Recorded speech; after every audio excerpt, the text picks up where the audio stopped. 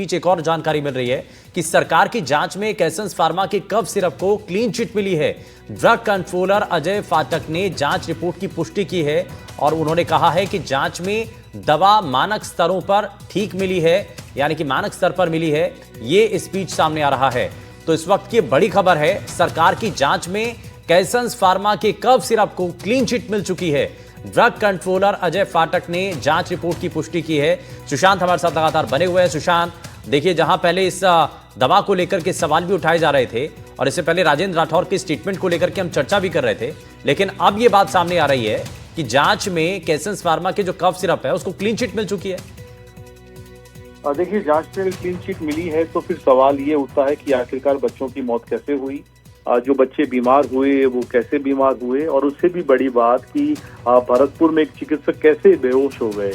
इस बात को लेकर तो आशंका थी पहले से कि कहीं ऐसा नहीं हो कि जिस तरह से पिछले एक दिन से बयान आ रहा था कि उस तरह की दवा नहीं दी गई है या ओवरडोज एक वजह हो सकती है या गलती से परिजनों ने दे दी होगी, इस तरह की बातें हैं। फाइनली रिपोर्ट उसी ओर इशारा कर रही है।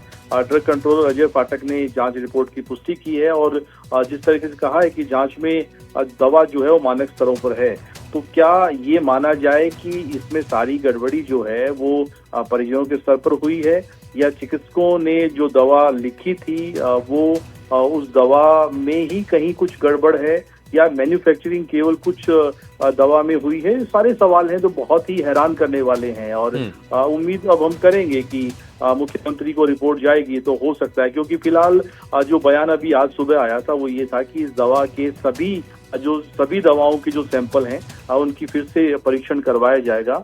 तो उच्च स्तरीय जांच के बाद हो सकता है कि कुछ और सच आए, लेकिन शुरुआती तौर पर अगर इस तरह की रिपोर्ट है तो ये बहुत चौंकाने वाली है। ठीक है सुशांत, बहुत शुक्रिया। और इस बीच हमारे साथ हमारे सहयोगी शशि मोहन भी हमारे साथ जुड़ गए हैं। शशि, सरकार की जांच में जो एसेंस फार्मा के कफ सिरप हैं उसको क्लीन चिट मिल चुकी है? बिल्कुल, अभी अभी जो खबर आ रही है उसके मुताबिक एसेंस फार्मा का जो डेक्स्ट्रोमेथोर्फिन सिरप है उसको क्लीन चिट मिल चुकी है। और ये जो सिरप है ये जून 2025 इसकी डेट ऑफ मैन्युफैक्चरिंग थी, डेट ऑफ एक्सपायरी 2027 थी।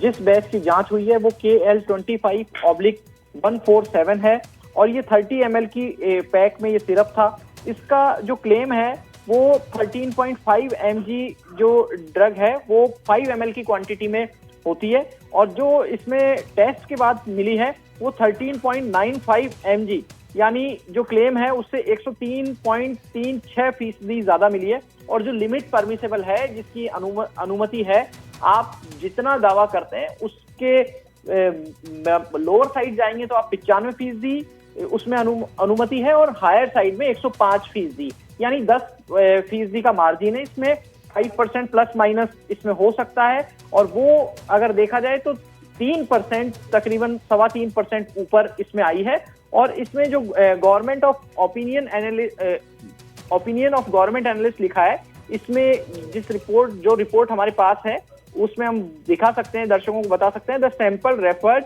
To above is of standard quality as defined in the drug and committees act, cosmetics act 1940 and rules there under. जो ड्रग्स एंड कॉस्मेटिक एक्ट का जो नियम है, 1940 का एक्ट जो है, उसके नियमों के मुताबिक ये है। एक और दूसरे सैंपल की बात आई है, KL25/148 जो हमने पहले बताया वो 147 नंबर का बैच था। 148 नंबर के बैच में ये जो मात्रा है ये 13.45 mg की मिली है, यानी ये 99.65% की इसमें एक्यूरेसी मिली है। एक और नहीं शशि, लेकिन एक सवाल ये कि अगर ठीक है, ये पूरी दवा ठीक थी तो ये बच्चों की तबीयत बिगड़ना, 2 बच्चों की मौत होना, डॉक्टर का बेहोश होना, ये सब क्या है फिर? देखिए, सवाल अभी भी यही है, जिन बच्चों की मौत हुई उनका पोस्टमार्टम क्यों नहीं कराया गया?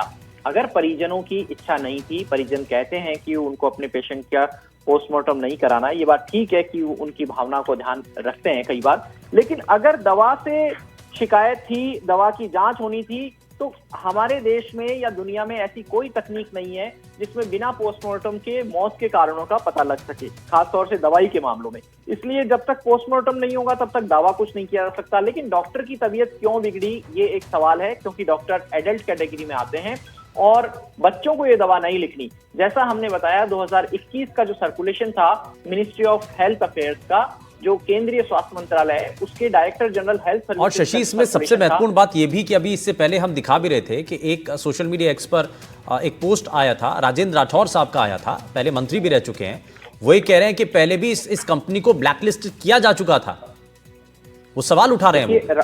राजेंद्र राठौर ने बहुत महत्वपूर्ण सवाल उठाया। दरअसल जो एक्ट है, एक्ट 1940 का है, ड्रग्स एंड कॉस्मेटिक्स एक्ट, उसमें बदलाव क्यों किए गए? उसमें बदलाव करने का मतलब ये है, मान लीजिए एक दवा है, उसके 4 अहम कंपोनेंट माने जाते हैं, उसमें से कोई एक कंपोनेंट अगर उसमें शून्य स्थिति में है तो उस दवा को बैन नहीं किया जाएगा। यानी सीधे शब्दों में कहें, अगर दवा की जगह वो पानी भी बेच रहा है तो उसे बैन नहीं किया जाएगा।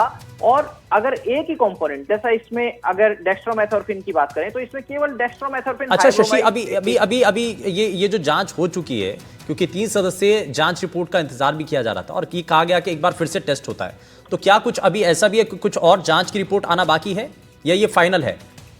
देखिए, जांच अभी दवा की हुई है।